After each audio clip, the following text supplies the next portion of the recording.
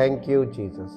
परम पिता परमेश्वर, हम आपका हृदय से धन्यवाद करते हैं क्योंकि आप महान समर्थी परमेश्वर हैं और आपके अनुग्रह की और आपके प्रेम की कोई सीमा नहीं है।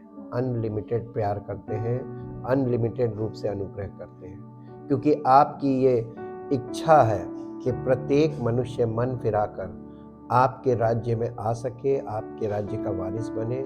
आपके पुत्र के बलिदान के द्वारा हमारा जीवन आपके पुत्र के सदृश हो, ताकि आपकी महिमा हो और सारी महिमा आपको ही मिले, क्योंकि आप महिमा के योग्य हैं। और आप जो कर सकते हैं वो हम नहीं कर सकते, ना हम उसको करने की सोच सकते हैं, क्योंकि आप अद्भुत रीति से कार्य करते हैं। आपने हमारे छुटकारे के लिए और अपने पुत्र के सदृश बनाने के लिए योजना बनाई है, और आप उसी योजना के अंतर्गत प्रत्येक व्यक्ति को ग्रहण करते हैं और उसके द्वारा, उसके जीवन के द्वारा अपनी महिमा को प्रकट करते हैं। इसके लिए हम आपका धन्यवाद करते हैं, जिसका वर्णन आपके वचन में मिलता है और जिसे पवित्र आत्मा ही हमें समझाता भी है और हमारे जीवन में उस चीज़ को, उस छुटकारे को स्थापित करता है, ताकि हमारा जीवन पवित्र आत्मा के फलों के द्वारा साबित हो कि हम आपके राज्य के वारिस हैं और आपने हमें अपने पुत्र के बलिदान के द्वारा छुटकारा दिया है, ताकि आपकी महिमा हो सके। धन्यवाद करते प्रभु, इस प्रार्थना को आपके इकलौते पुत्र प्रभु यीशु मसीह के नाम से मांगते हैं, आमीन। Praise the Lord. Light of life episode 63 में आज हम लोग एक नए विषय को देखेंगे। 7 ways people misuse और block God's promises in the Bible. परमेश्वर के वचन में जो परमेश्वर के वायदे हैं, वो उसको लोग अपने जीवन में किस प्रकार गलत प्रयोग करते हैं और अपने जीवन में उन आशीषों को, उन परमेश्वर के वायदों को पूरा होने से रोक देते हैं, ब्लॉक कर देते हैं, जो परमेश्वर के वचन में लिखा हुआ है बाइबल में। Have you been guilty of anything of this list? हम 7 पॉइंट देखेंगे और ये लिस्ट है 7 पॉइंट की, और ये इसमें सवाल है कि have you been guilty of anything of this list? क्या आप इस लिस्ट में से किसी चीज के दोषी तो नहीं हैं? और अपने आप को, हमें प्रत्येक मनुष्य को, प्रत्येक विश्वास करने वाले को अपने आप को जांचना है। नंबर 1 है प्रॉस्पेरिटी थियोलॉजी, यानी परमेश्वर के वचन के द्वारा संपन्नता का सुसमाचार आपको दिया जाता है। बहुत से लोग परमेश्वर के वचन का प्रयोग करते हैं। They use God's promises to claim it is God's will for all believers to be materially prosperous, successful and healthy. Number 2 है putting God to the test. परमेश्वर को हम लोग कई बार परीक्षा करते हैं, चेक करते हैं कि हमारे जीवन में ये होएगा तब हम विश्वास करेंगे। Demanding something from God and not submitting to his sovereign will और अथॉरिटी और right to rule our life. Number 3 pleading for fleshly desires, यानी अपनी शारीरिक अभिलाषाओं की बातों, चीज़ों को मांग कर हम परमेश्वर के वायदों को अपने जीवन में पूरा होने से ब्लॉक कर देते हैं। Seeking something that we think is good for us but God knows would be a detriment. Number 4 proof texting. Proof texting का मतलब है taking Bible promises out of context and using them to support wild imagination. Number 5 है unbelief will stop us from asking और pleading the promises in prayer. प्रार्थना में हम ऐसी चीजें मांगने लगते हैं जो इलॉजिकल है। परमेश्वर के योजना में सब कुछ है। आप परमेश्वर की योजना में आएंगे तो आपको सब कुछ मिलने लगेगा। हम ऐसा नहीं सोचते, हम मांग मांग के यानी प्रार्थना पे बड़ा जोर करते हैं, और विश्वासी लोग नहीं होते हैं जो प्रार्थना ज्यादा करती है। अनबिलीफ है, अविश्वास है। और नंबर 6 है लैक ऑफ पेशेंस और perseverance when answers seem long in company.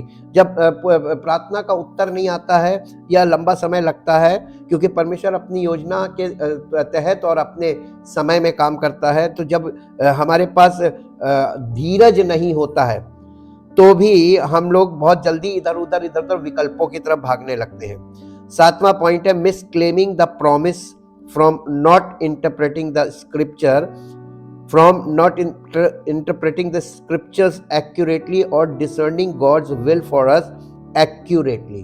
यानी परमेश्वर के योजनाओं को और उसके वायदों को एक्यूरेटली अंडरस्टैंड ना करके हम क्या करते हैं, हम विकल्पों पे भागने लगते हैं और दूसरी शिक्षाओं की तरफ मुड़कर और परमेश्वर के वायदों से दूर हटने लगते हैं, और ये हमारे लिए एक जाल और फंदे का काम करता है।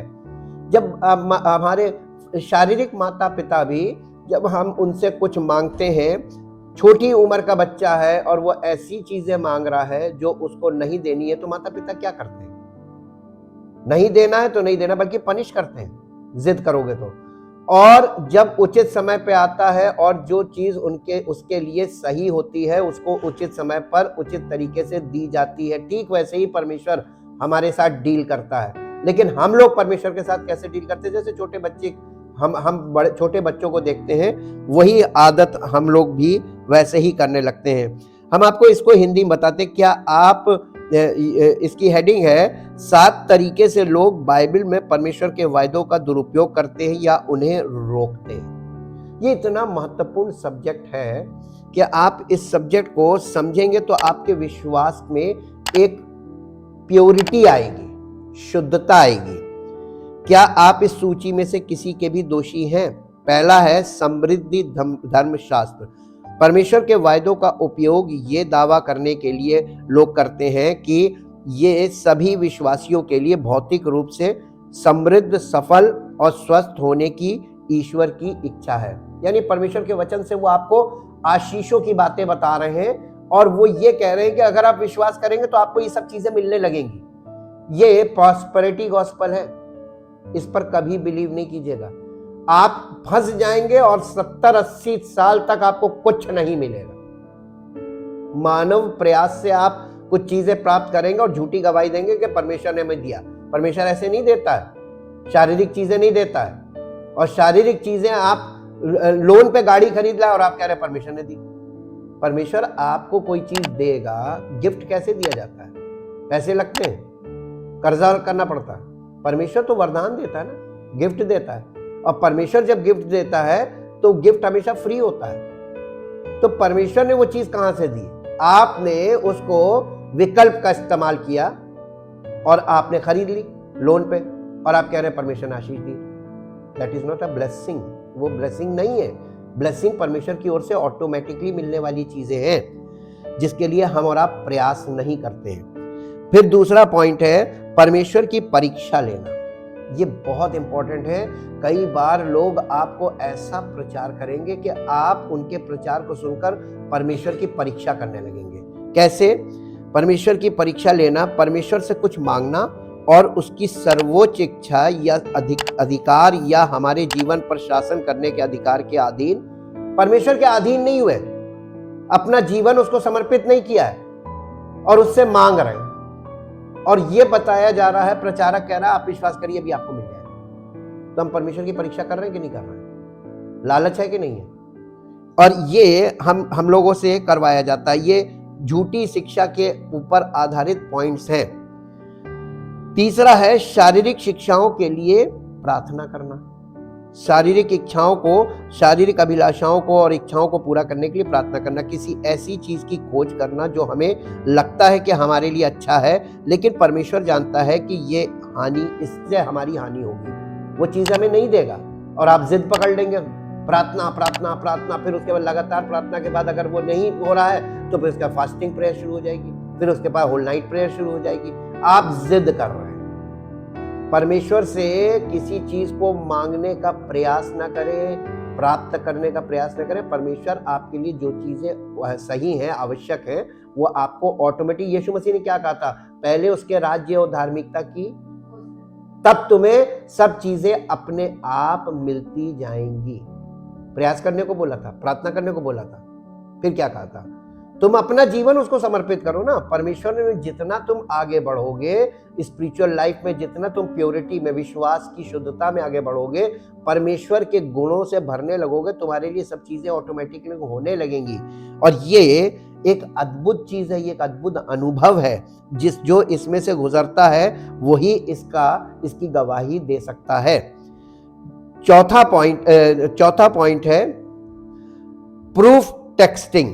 बाइबल के वायदों को, जो बाइबल में परमेश्वर ने चीजें दी है ना, कि आशीषों की बातें की हैं, आशीष जो है परमेश्वर के वायदे हैं, बाइबल के वायदों को संदर्भ से बाहर ले जाना और यानी वाइल्ड इमेजिनेशन, जंगली कल्पना का समर्थन करने के लिए उनका उपयोग करना। क्या रे, परमेश्वर के वचन में लिखा है, आप आउट ऑफ कॉन्टेक्स्ट बाइबल में पढ़ रहे हैं। जब भी आप पढ़े एक पद निकालकर कोई आपको लुभा सकता है कि देखो बाइबल में ऐसा लिखा है, लेकिन जब आप उस कॉन्टेक्स्ट को पढ़ेंगे, पूरे पैराग्राफ को पढ़ेंगे, किन लोगों के लिए लिखा है और किस कंडीशन में ये पूरी होगी, ये लिखा हुआ है।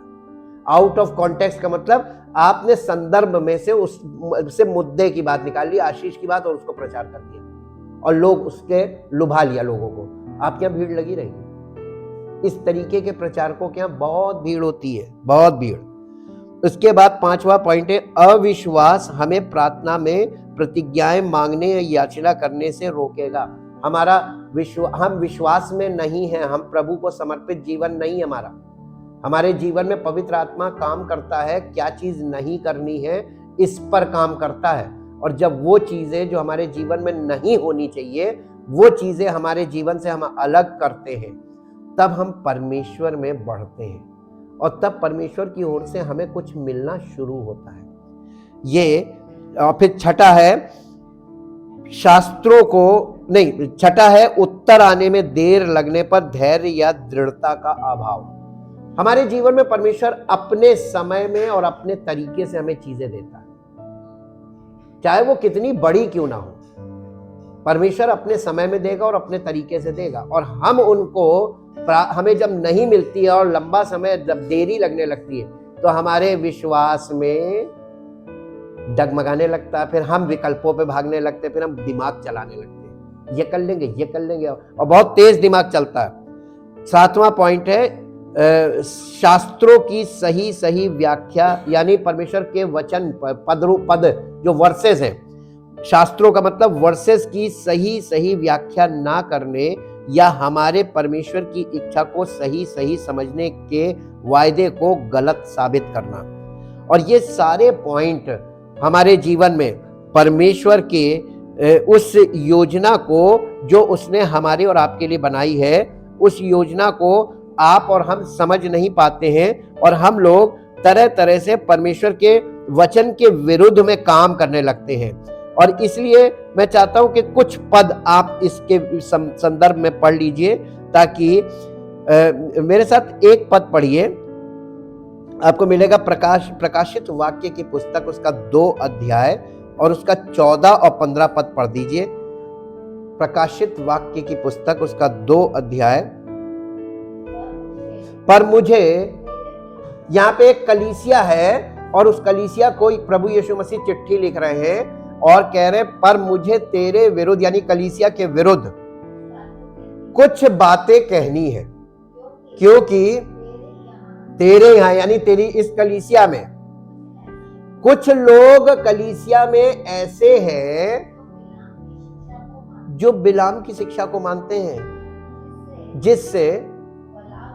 जिसने बलाक राजा था, जिसने बलाक को इजराइलियों के आगे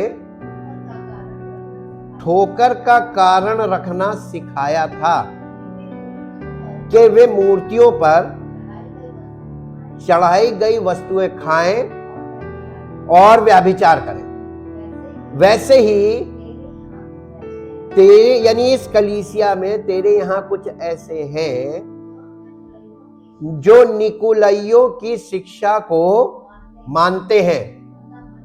अतः पूरी कलीसिया को मन फिराने की जरूरत है। कुछ लोग गड़बड़ होंगे, लेकिन पूरी कलीसिया को, यानी मन फिराने का मतलब इस बात पे ध्यान करो कि कलीसिया में कुछ लोग गलत शिक्षा में हैं।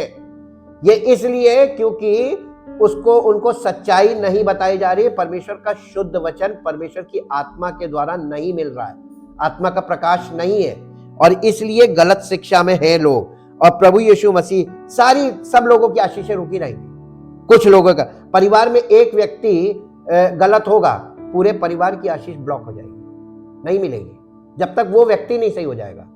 और परिवार, इसीलिए परमेश्वर एक सिंगल को कुछ नहीं देगा, वो देगा तो पूरी कलीसिया को मिलेगा, और कलीसिया में जितने परिवार है, परिवार के सब सदस्यों को मिलेगा, एक भी नहीं छूटेगा। इसीलिए ये वायदा, ये कंडीशन रखी गई, यदि तू विश्वास करेगा तो तेरा घराना, तो जब तक आपका घराना उद्धार नहीं पाएगा तब तक आपको परमेश्वर से कुछ नहीं मिलेगा। और आपकी जिम्मेदारी कि आप अपने विश्वास को और अपने चाल चलन को ऐसा रखें कि आपके परिवार, इसीलिए मैंने बताया था कि स्त्री, पत्नी अपने पति का उद्धार करा सकती है, और पति अपनी पत्नी का उद्धार कर सकता है। अगर पति पत्नी का उद्धार हो गया, बच्चों का हो जाएगा। इसीलिए ये सिस्टम बना हुआ, चेन सिस्टम है उद्धार का। उसके बाद मेरे साथ एक पद और निकालिए, मत्ती रचित सुसमाचार 5 अध्याय का 19 पद।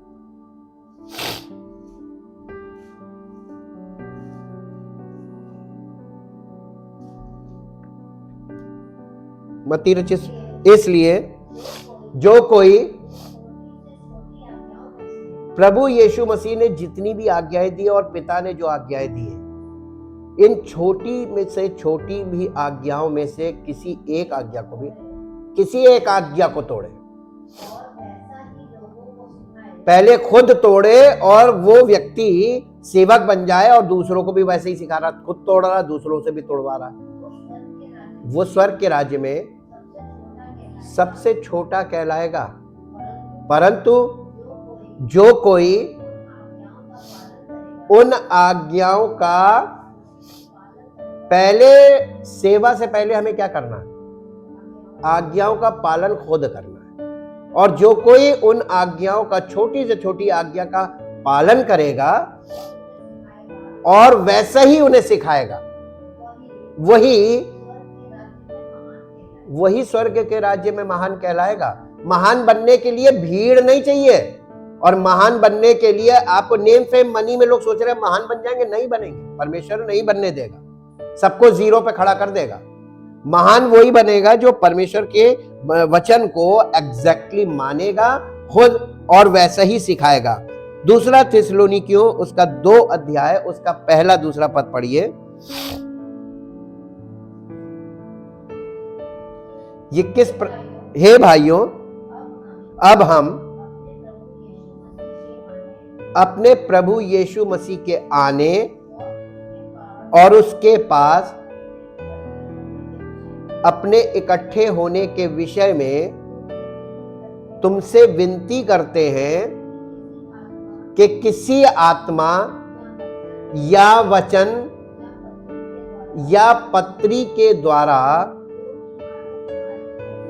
जो कि मानो हमारी ओर से हो, ये समझकर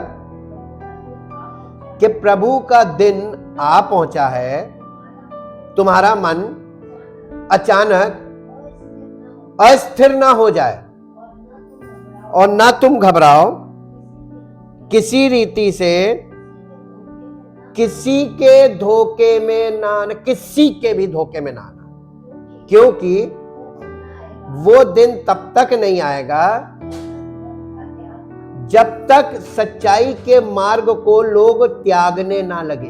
ये चिन्ह है।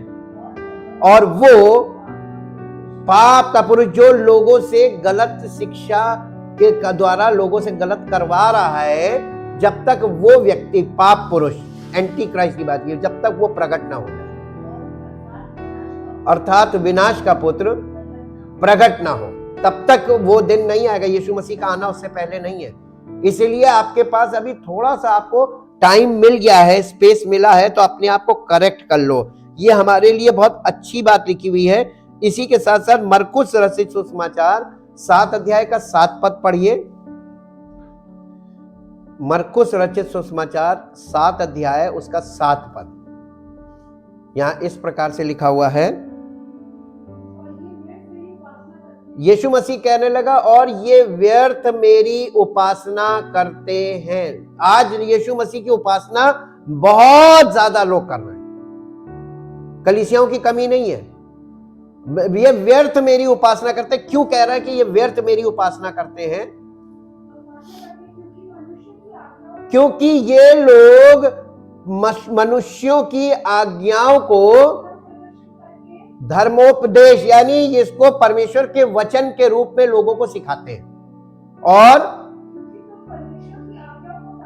तो क्योंकि तुम परमेश्वर की आज्ञाओं को टालकर मनुष्यों की रीतियों को मानते हो। आप जितने लोग, जितनी रीतियां चल रही चर्चेस में, कलीसियाओं में, आप जाइए और उन रीतियों को देखिए और परमेश्वर के वचन में जाके देखिए। परमेश्वर की एक भी योजना नहीं काम कर रही है। सब मनुष्यों के ट्रेडिशन पे खड़े हुए, सब लोग अपना अपना ट्रेडिशन, या तो ट्रेडिशन फॉलो कर रहे हैं या ट्रेडिशन बना रहे हैं, ये चल रहा है। और इसीलिए प्रभु यीशु मसीह कह रहे व्यर्थ मेरी उपासना कर, बेकार इतना टाइम वेस्ट कर रहे हैं, ये उन लोग को मिलेगा कुछ नहीं। यशाया 29 अध्याय उसका 13 पद पढ़िए। यशाया 29 अध्याय उसका 13 पद। प्रभु ने कहा ये लोग जो मुंह से मेरा आदर करते हैं, मेरे मुंह से आदर करते हुए मेरे समीप आते हैं, परंतु अब आप ये बताइए, प्रभु में, आपके मन में प्रभु नहीं है, लेकिन आपके होठों से प्रभु प्रभु चल रहा है। प्रभु करेंगे, प्रभु देंगे, लेकिन दिल में तो है ही नहीं। क्योंकि दिल में अगर प्रभु होगा तो आपको कभी ये बोलना ही नहीं पड़ेगा प्रभु देंगे। आप कहेंगे प्रभु ने हमको सब कुछ दिया है। हाँ, आप कहेंगे दिया है, हमें मिल रहा है, प्रभु दे रहे हैं, प्रभु का अनुग्रह है, ये बोलेंगे। आपकी बोली बदल जाएगी अगर आपके हृदय में। ये लोग होठों से आदर करते हुए मेरे समीप आते, परंतु इनका हृदय या इनका मन मुझसे दूर है, जो केवल मनुष्यों के प्रचार को, हम आपको और थोड़ा शुद्ध करते हैं, मनुष्यों के प्रचार को सुन सुनकर मेरा भय मानते हैं। इस कारण सुन, मैं इनके साथ इन अद्भुत काम, वरन अति अद्भुत और अचंभे का काम करूंगा। तब इनके बलिदानों की, तब इनके बुद्धिमानों की क्या हो जाएगा? जो तुम्हें सिखा रहे हैं ना, जो तुम्हें प्रचार कर रहे हैं, उनको कहा है तब इनके बुद्धिमानों की बुद्धि, यानी उनके आपको जो कुछ उन्होंने सिखाया आपने किया, इसलिए किया कि प्रभु से मिल जाएगा, हमको ये सिखा रहे हैं। लेकिन अगर उन्होंने गलत सिखाया है तो आपके सिखाने वालों की बुद्धि नष्ट हो जाएगी और इनके जो आपके एक्सपर्ट्स लोग आपके ऊपर लगे हुए हैं सिखाने में, उनकी प्रवीणता जाती रहेगी, उनकी एक्सपर्टीज खत्म हो जाएगी, उनका एक्सपर्ट पना खत्म हो जाएगा और धरा रह जाएगा, आपको मिलेगा कुछ नहीं। इसी के साथ साथ एक और पद निकालिए जो आपको मिलेगा, यिर्मयाह नबी की पुस्तक उसका 23 अध्याय, यिर्मयाह नबी की पुस्तक उसका 23 अध्याय, 23 अध्याय का 16 पद से पढ़िए।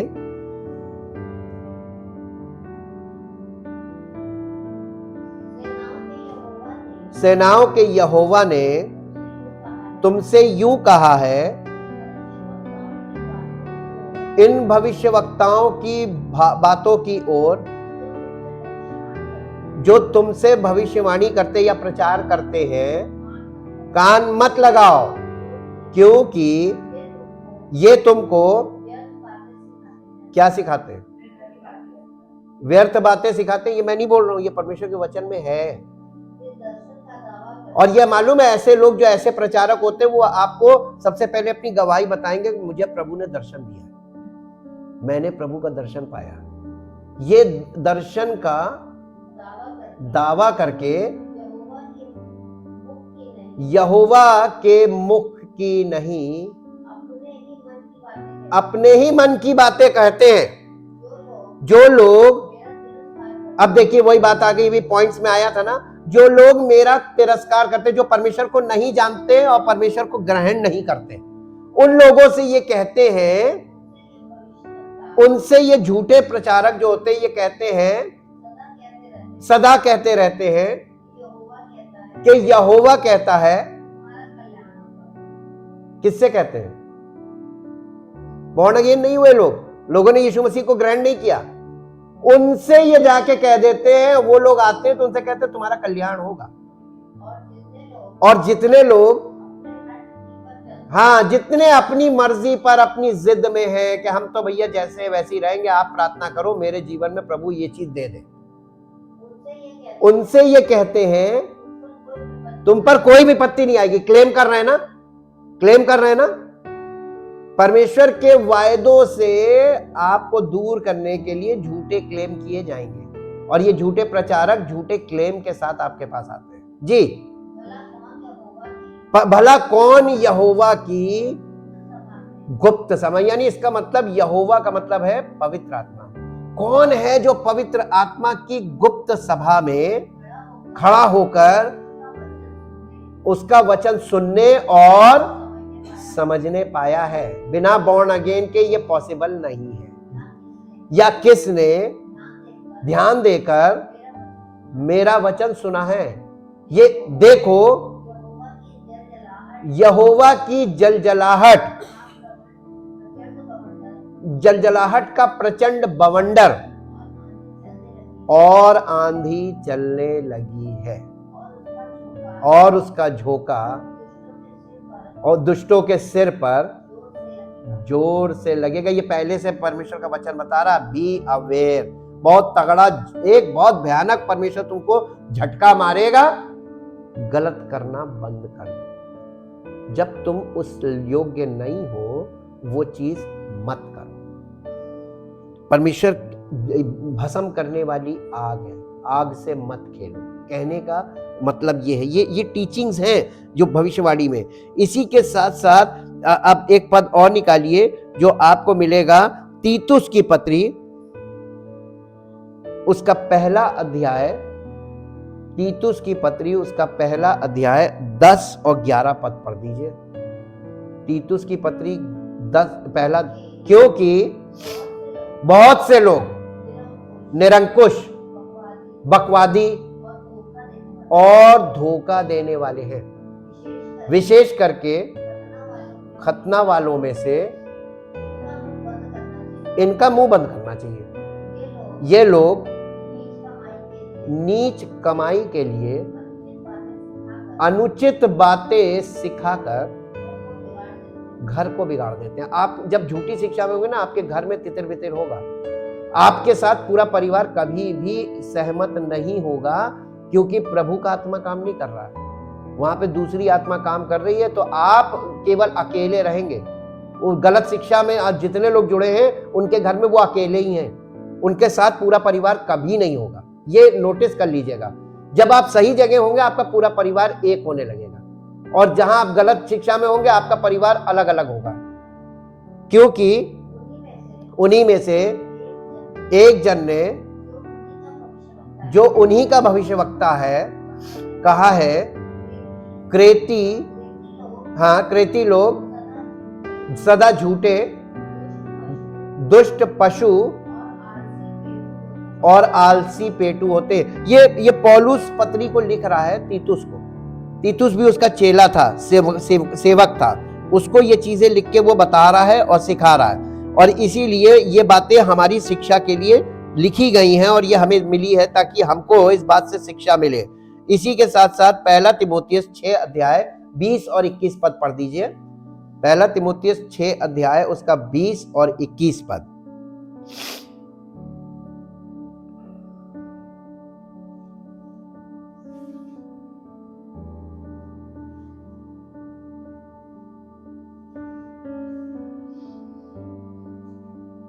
पहला तीमुथियुस 6 अध्याय 20 और 21।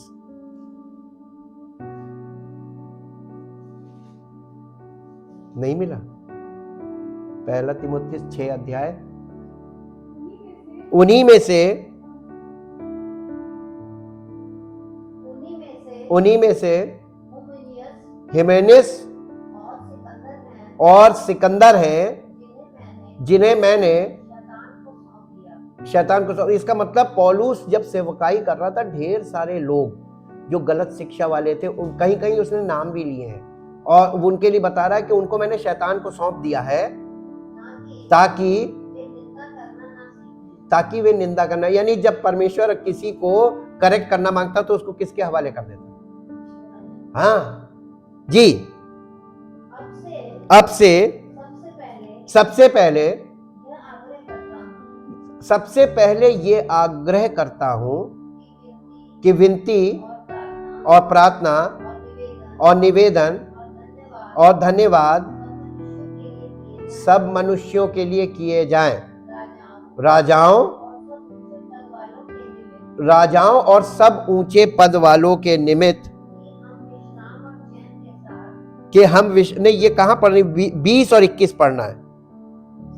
6 अध्याय का 20 और 21। पहला तिमोथियस, गलत रेफरेंस हो गया ये। पहला तिमोथियस, हे तिमोथियस, इस धरोहर की रखवाली कर और जिस ज्ञान को, ये धरोहर किसे कह रहा है?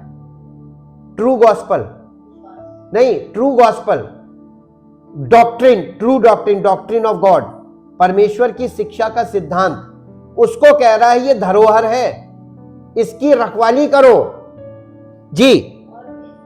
और जिस ज्ञान को ज्ञान कहना ही भूल है, उसके अशुद्ध बकवाद और विरोध की बातों से परे रहो, यानी दूर रहो। कितने ये झूठी शिक्षा का जो ज्ञान है, कितने लोग, यानी मैक्सिमम, मेनी लिखा है इंग्लिश में, जो इसका अंगीकार करके विश्वास से भटक गए हैं।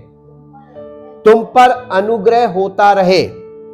ये उसने इंग्लिश में है, O Timothy, guard what has been entrusted to you, avoiding worldly and empty chatter and the opposing arguments of what is falsely called knowledge, which some have professed and thus gone astray from the faith. Grace be with you. इसी के साथ साथ दूसरा पत्रस 2 अध्याय उसका 14-15 पद पढ़ दीजिए। एक्चुअली बहुत पूरी बाइबल का अधिकतर पार्ट इस शिक्षा से भरा है। उनकी आंखों में व्यभिचार बसा हुआ है और वे पाप किए बिना रुक नहीं सकते।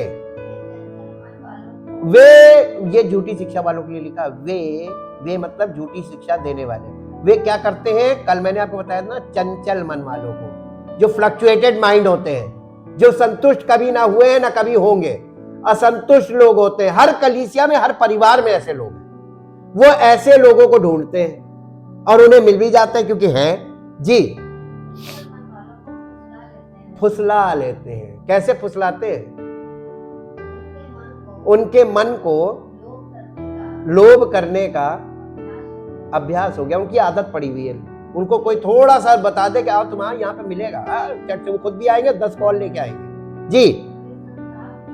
वे संताप की संतान हैं, वे सीधे मार्ग को, ये सब कलीसियाओं से निकले हुए लोग हैं, वे सीधे मार्ग को छोड़कर भटक गए हैं और बौर के पुत्र बिलाम के मार्ग पर। यही है बिलाम की शिक्षा, लालच करो सब कुछ मिलेगा। प्रभु के वचन में लिखा है सारी आशीषें दिखाएगा, ये देखो ये लिखा है मिलेगा जी। जिसने अधर्म की मजदूरी को प्रिय जाना,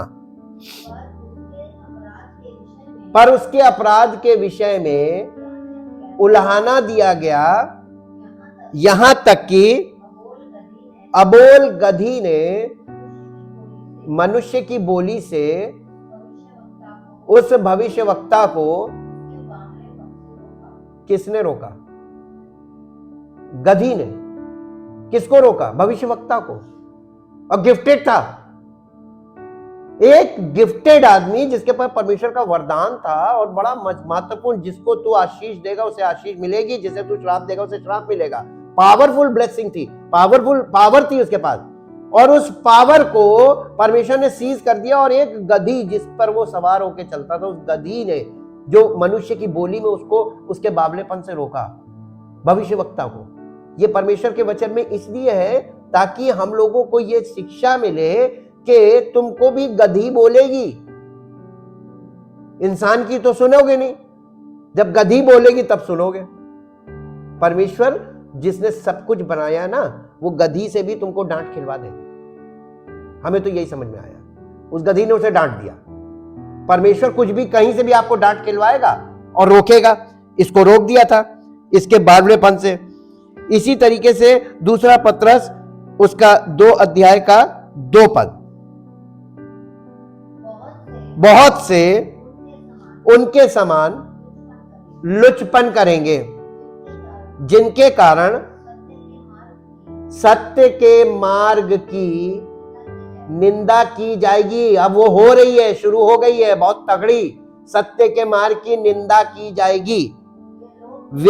वे लोभ के लिए बातें गढ़ गढ़ के, पढ़ पढ़ के नहीं, अरे वो अपने माइंड से ऐसा उनके पास वरदान होता है कि बाइबल को पढ़ लिया, उसके बाद उसको गढ़ लिया कि हमें किस तरीके से इस चीज को लपेट के फेंकना है, और आपको फंसा लिया। जी, तुम्हें अपने लाभ का कारण बनाएंगे, और जो दंड की आज्ञा, इसका मतलब उनके लिए पहले से दंड की आज्ञा रखी हुई, उन्हें मिलेगा। उसके आने में अब तो कुछ भी देर नहीं रह गई, बहुत जल्दी किला ढहने वाला है, और उसके साथ उनके सारे फॉलोअर्स का भी किला ढह जाएगा। और इसीलिए परमेश्वर का वचन बहुत बहुत बहुत और सबसे ज्यादा महत्वपूर्ण परमेश्वर का वचन, ये आधार है। और इसके अकॉर्डिंग एक्यूरेसी की बात की गई है। आपको परमेश्वर के वचन का अर्थ एक्यूरेसी में आपको मिलेगा, तभी आपके जीवन में शुद्ध विश्वास होगा और परमेश्वर की धार्मिकता में आप जाएंगे पहले, और फिर परमेश्वर की महिमा का कारण बनेंगे। पहले परमेश्वर आपके जीवन में अपने सारे काम पूरे कर लेगा, उसके बाद आपके जीवन में वो ऐसी बरकतों को रखेगा जिसे लोग देखेंगे, और ताकि लोग उन्हें देखकर आए और आपके द्वारा पवित्र आत्मा उनके जीवन में भी वैसे ही करे, ताकि वो भी वैसे ही कि उनका जीवन भी परमेश्वर की महिमा का कारण बने। ये परमेश्वर की बहुत योजना। पहला यूहन्ना 4 अध्याय उसका 1 से 5 तक पढ़ लीजिए। हे प्रियो, हर एक आत्मा की प्रतीति ना करो, वरन आत्माओं को परखो कि वे, इसका मतलब लोग आत्मा के नाम पे भी आपको भरमाएंगे। हर जगह आपको पवित्र आत्मा बताया जाएगा, मेरे जीवन में पवित्र आत्मा है, मेरे पास पवित्र आत्मा है, पवित्र आत्मा ने मुझसे ये कहा, पवित्र आत्मा मुझसे ये कह रहा है।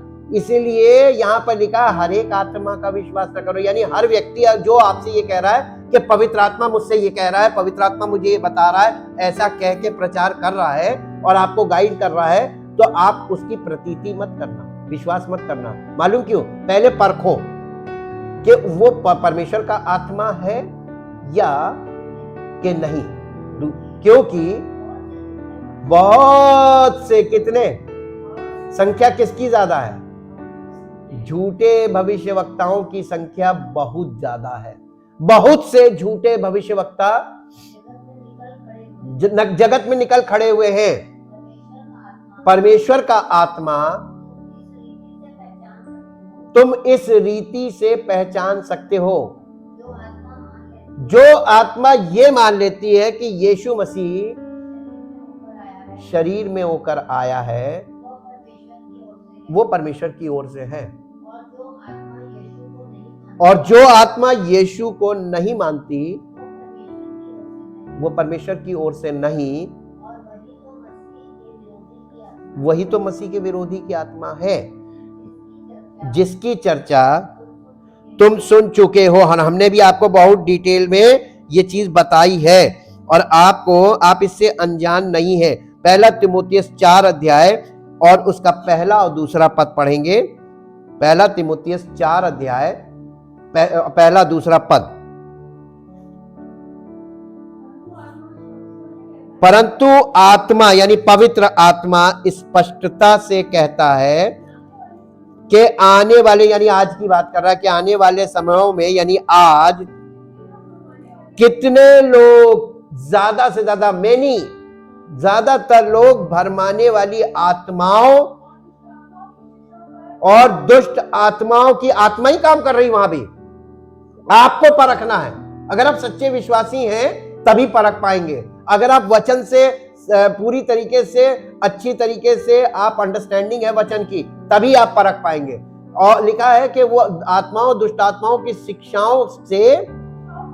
शिक्षाओं पर मन लगाकर, काहे पे मन लगा लिया? शिक्षा पे। कौन सी शिक्षा पे? पता कैसे चलेगा? वो तो आप निपट जाएंगे तब पता चलेगा, बाद में जब आप फंस जाएंगे तब पता चलेगा। यीशु मसीह ने कहा था अंधा अंधे को मार्ग नहीं दिखा सकता। अंधा अंधे को मार्ग दिखाए, दोनों कहां गिरेंगे? पता कब चलेगा? निकालेगा कौन? परमेश्वर तो नहीं निकालेगा, क्योंकि परमेश्वर ने ही उनके लिए ऐसा ठहराया कि वो गड्ढे में गिर जाए। तो आप मसीही जीवन में चल रहे हैं, आपकी उन्नति हो रही है कि नहीं? अगर आत्मिक उन्नति नहीं होगी तो आपके जीवन में कोई उन्नति नहीं है। पहले आत्मिक उन्नति है, और इसीलिए यहां पर यह बात लिखी हुई है। और ऐसे सेवा करने वाले सेवक आपको बहुतेरे मिलेंगे। इसी के साथ साथ दूसरा तीमुथियुस का 2 अध्याय निकालिए और 2 अध्याय का 15 पद पढ़ दीजिए। 2 अध्याय का 15 पद। अपने आप को परमेश्वर का ग्रहण योग्य और ऐसा काम करने वाला ठहराने का प्रयत्न कर, जो लज्जित होने ना पाए, और जो परमेश्वर के वचन को या सत्य के वचन को ठीक रीति से, यानी सही रेफरेंस टू कॉन्टेक्स्ट वो चलता हो, यानी परमेश्वर के वचनों का गलत संदर्भ का प्रयोग ना करता हो, ऐसा बनने का प्रयत्न कर। और इसके लिए आपको अपना जीवन परमेश्वर को समर्पित करना पड़ेगा। ये काम पवित्र आत्मा के द्वारा हमारे जीवन में होगा। क्या आप चाहते हैं कि आपके जीवन में ऐसा काम हो कि आप परमेश्वर के ग्रहण योग्य और ऐसा काम करने वाले बने? पर आप ये पहले से मत सोचिए कि मैं ये सेवा करना मांगता हूं, मुझे ये करना है। ये जो झूठे प्रचारक है वो अपने आप को खुद सेल्फ प्रोफेस्ड खड़े हो जाते हैं कि मैं तो ये काम करूंगा।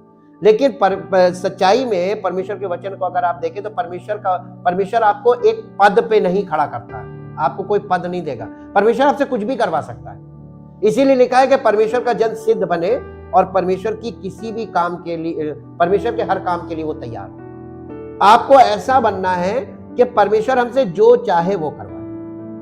अगर हमको परमेश्वर चाहता है कि हम कहीं पे कलीसिया में हम सफाई करके सब चीजों को व्यवस्थित करें, ये भी सेवा है। ये उस महान परमेश्वर की, राजाओं के राजा, प्रभु के प्रभु की सेवा है। और अगर हम ये कर रहे हैं तो ये बहुत बड़ा काम है।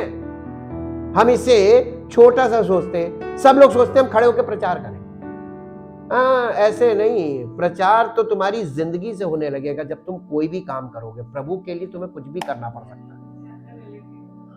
और इसीलिए जो झूठे प्रचारक होते हैं वो मेन सीट पाना चाहते हैं कि वहां से खड़े होकर हम सारी मंडली को अपने कब्जे में कर लें। ये उनके अपने लाभ के लिए होता है, नेम फेम मनी।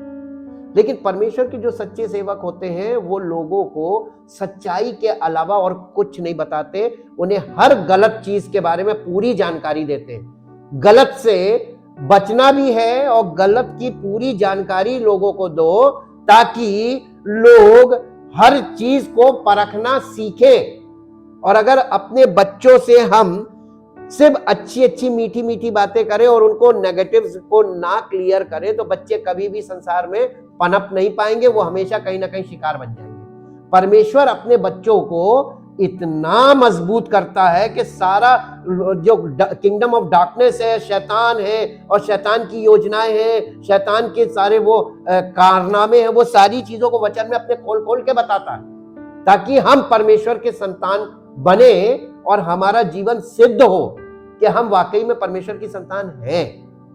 कल से हम लोग एक और नई इसी सीरीज को हम आगे बढ़ाते हुए कल से हम शुरू करेंगे understanding about the promises of God. परमेश्वर के वायदों को समझने पर हम इस हफ्ते पूरा मनन करेंगे, अध्ययन करेंगे, ताकि आपको ये पता चले कि परमेश्वर के वायदे, ये जो बाइबल में आशीषों की बातें आप देखते हैं, ये परमेश्वर के वायदों से जुड़ी बातें हैं। सारी आशीषें वायदा है और परमेश्वर के वायदे पूरे होंगे तभी आप आशीषित होंगे।